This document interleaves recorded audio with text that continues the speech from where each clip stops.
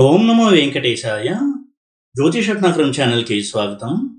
ఈ వీడియోలో 2027 సంవత్సరంలో ఉత్తరప్రదేశ్ అసెంబ్లీ ఎన్నికలు జరగబోతున్నాయి.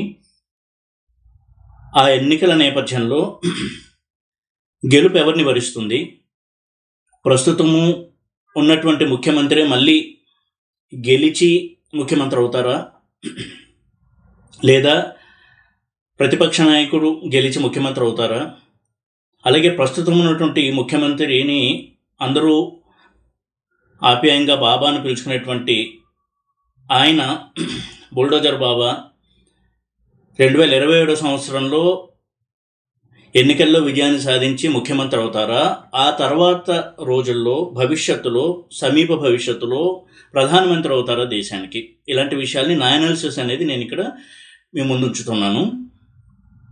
ఇక్కడ చార్ట్ కూడా చూపించి అందులో ఉన్నటువంటి గ్రహ బలాలు దశలు ఎలా నడుస్తున్నాయి, దాని ప్రకారం ఎలా ఉండబోతోంది ఆ రాష్ట్రం యొక్క రాజకీయ భవిష్యత్తు, అలాగే దేశానికి ఆయన ప్రధానమంత్రి అయ్యి సేవలు అందిస్తారా, ఈ కోణంలో కూడా నేను కొంతవరకు అనాలిసిస్ని మీ ముందు ఉంచుతున్నాను. ఆయన చార్ట్ కనుక చూసినట్టయితే ఆయనది సింహలగ్నము, 5వ గురువు వక్రించి ఉన్నాడు, 6వ రాహువు, 7వ ఇంట్లో చంద్రుడు, 10వ ఇంట్లో రవి బుధ శని, 11వ ఇంట్లో శుక్రకేతువులు, 12వ కేతువు. ఇవి చూస్తేనే మనకు అర్థమవుతుంది ఎంత బలమైనటువంటి చార్ట్ ఏంది అని. చాలా అద్భుతమైనటువంటి యోగాలు ఉన్నాయి. అయితే ప్రధానమైనటువంటి కొన్ని యోగాలను ఇక్కడ ప్రస్తావిస్తూ ఈ సందర్భానికి అనుగుణమైనటువంటి కొన్ని యోగాలను నేను ప్రస్తావన చేస్తూ రిలేట్ చేసేటువంటి ప్రయత్నం చేస్తాను.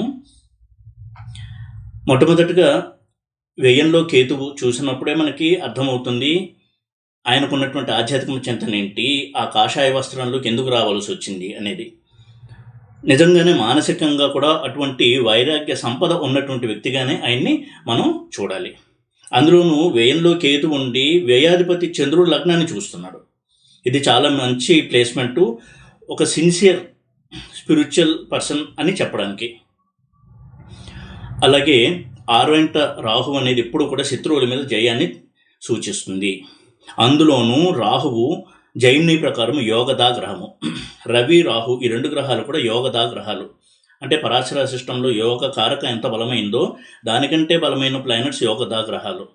లగ్నాధిపతి రవి యోగదా గ్రహం కూడా అయ్యాడు.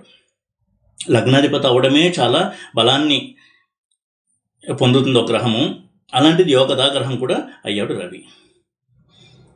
ఇక పంచమంలో గురువు వక్రించి ఉండడము. సింహలగ్నానికి కుజుడు యోగకారకుడు అయినప్పటికీ కూడా గురువు కూడా యోగకారకుడు, అంత శక్తివంతమైనటువంటి గ్రహంగా పనిచేస్తాడు. అందులోనూ మూల త్రికోణము స్వక్షేత్రమైనటువంటి ధనస్సులో కోణస్థానంలో ఉండడం వలన వారికి ఎప్పుడూ కూడా దైవ బలం అనేది ఎంత క్రైసిస్ వచ్చినా కానీ రక్షిస్తుంది. వారికి ఎప్పుడూ కూడా శత్రువులు ఏదన్నా హాని తలపెట్టినా కానీ వారు తప్పించుకొని దైవ బలం వల్ల ముందుకు వెళ్తూ ఉంటారు. ఇలాంటి యోగాలు ఆయనకి ఉన్నాయి, జాతకంలోనే ఉన్నాయి. అలాగే 10వ ఇంట్లో చూసినట్టయితే కారకాంశ లగ్నము వృషభంలో ఉంది, అందులో రవి బుధ శని ఉన్నారు. లగ్నాధిపతి ద్వితీయ లాభాధిపతి అయిన బుధుడు, సప్తమాధిపతి అయిన శని కారకాంశ లగ్నమైనటువంటి వృషభంలో ఉన్నారు. అందుకే ఆయన శని మహాదశ బుధ మహాదశలో కూడా యాక్టివ్గా రాజకీయాల్లో ఉన్నారు. ప్రత్యక్ష ఎన్నికల్లో పోటీ చేసి పార్లమెంట్కి వెళ్ళడం కూడా జరిగింది. అలాగే కేతు మహాదశలో ఆయన 2 సార్లు ముఖ్యమంత్రిగా చేశారు.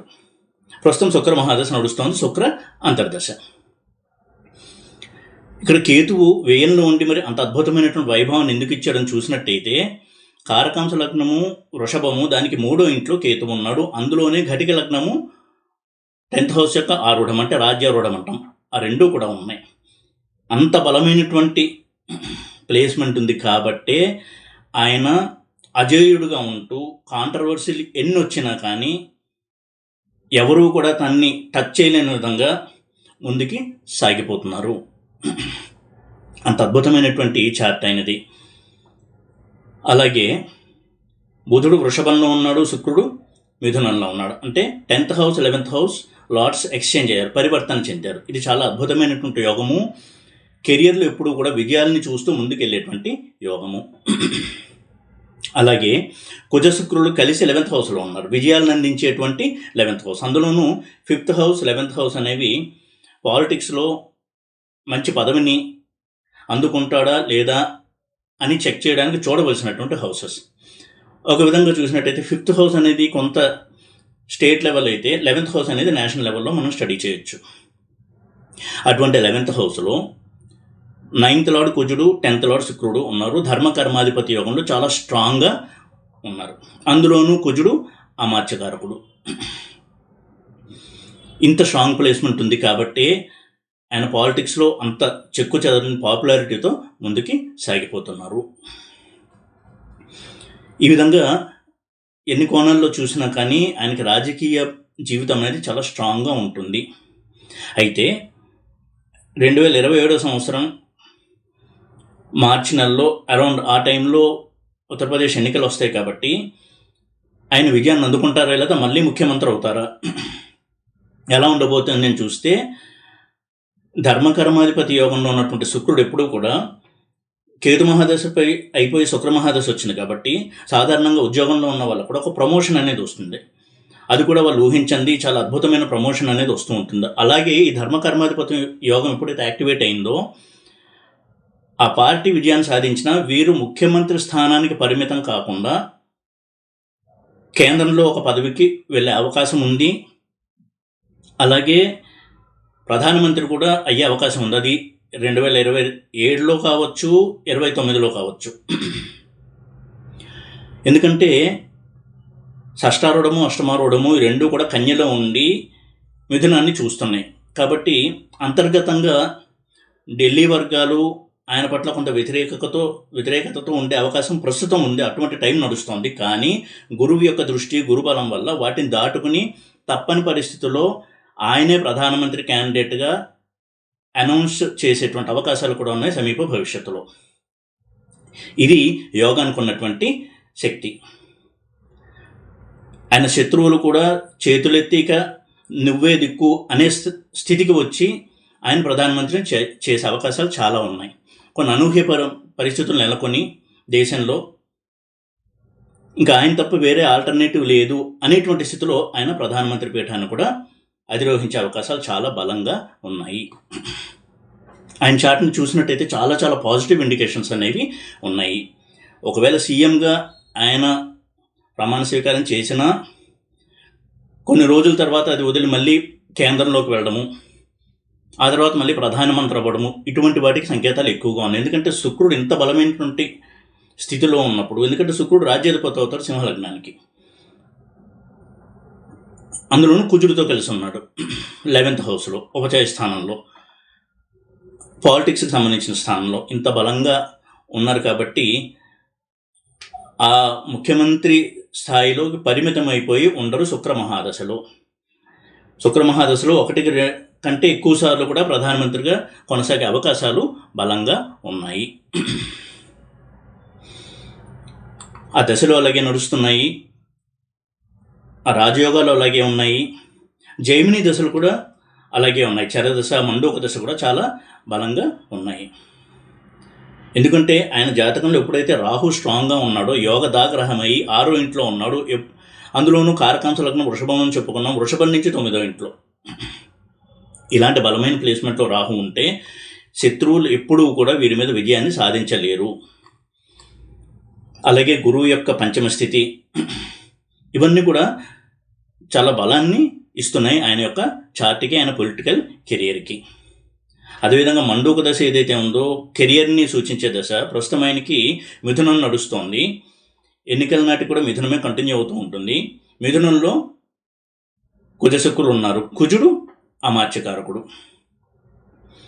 అయితే షష్టారూఢము అష్టమారూఢం చూస్తూ ఉండడం వలన ఆయన ఏ పదవి కోసం అయితే పోటీ చేశారో అందులో ఉండకుండా వేరే పదవికి, ఇంకా ఉన్నతమైన పదవికి వెళ్ళే అవకాశాలు ఉన్నాయి. అలాగే చరదశ కూడా మేషం నడుస్తోంది. మేషం నుంచి 3వ ఇంట్లో కుజశుక్రులు. ఈ విధంగా చూసినా కూడా జైమిని, చరదశ, మండూక దశ చాలా అనుకూలమైనటువంటి స్థితిలో ఉన్నాయి రానున్న రోజుల్లో ఆయనకి. ఎలా చూసినా కానీ చాలా బలమైనటువంటి చార్ట్ అయింది. చాలా ఉజ్వలమైనటువంటి భవిష్యత్తు కూడా ఉన్నటువంటి చార్ట్. ధైర్యము, చొరవ, సాహసము ఇవి మెండుగా ఉన్నటువంటి వ్యక్తిగా ఆయన మనం చూడాల్సి ఉంటుంది. ఆయన యొక్క నాయకత్వంలో దేశము చాలా అద్భుతమైనటువంటి ప్రగతిని కూడా సాధిస్తుంది.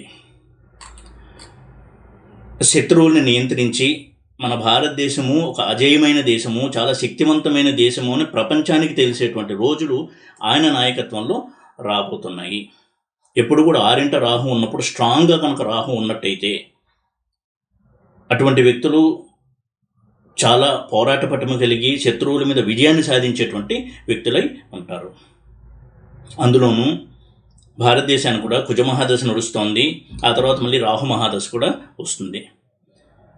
ఈ కుజ మహాదశ అనేది ఎప్పుడూ కూడా దేశం యొక్క మిలిటరీ పవర్ వీటిని పెంచే దిశగా ఉంటుంది మన దేశానికి.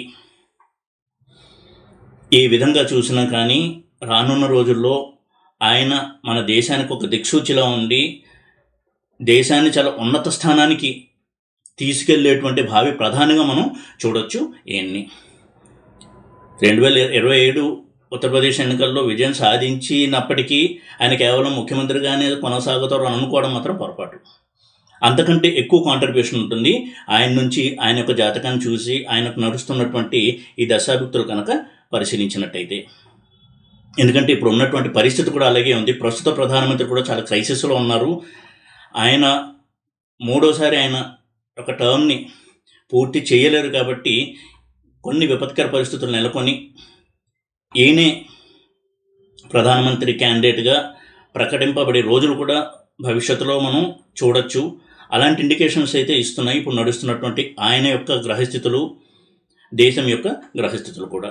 ఏదేమైనా కానీ ఇదొక జ్యోతిషపరమైనటువంటి అనాలిసిస్గా చెయ్యాలి అని అనిపించి, ఎందుకంటే చాలా డైనమిక్ నాయకుడికి ఆయనకు మంచి పేరుంది. చాలామంది నాతో పాటు అభిమానించేటువంటి ఒక నాయకుడు ఆయన. ఎప్పటి నుంచో ఆయన చార్ట్ చేయాలి అని అనుకుంటూ ఉన్నాను, కానీ ఈ సందర్భంలో చెయ్యాలి అనిపించింది. ఎందుకంటే కొన్ని రోజుల్లో కొన్ని నెలల్లో ఉత్తరప్రదేశ్లో ఎన్నికలు కూడా రాబోతున్నాయి కాబట్టి కొన్ని జాతీయపరమైనటువంటి రాజకీయ సంక్లిష్ట పరిస్థితులు కూడా నెలకొన్నాయి కాబట్టి ఈ సందర్భంలో చేస్తే బాగుంటుందనే ఉద్దేశంతో ఈ వీడియో చేస్తున్నాను. ఈ వీడియో కనుక మీకు నచ్చినట్టయితే లైక్ చేసి, షేర్ చేసి, సబ్స్క్రైబ్ చేయండి. ఓం నమో వెంకటేశాయ.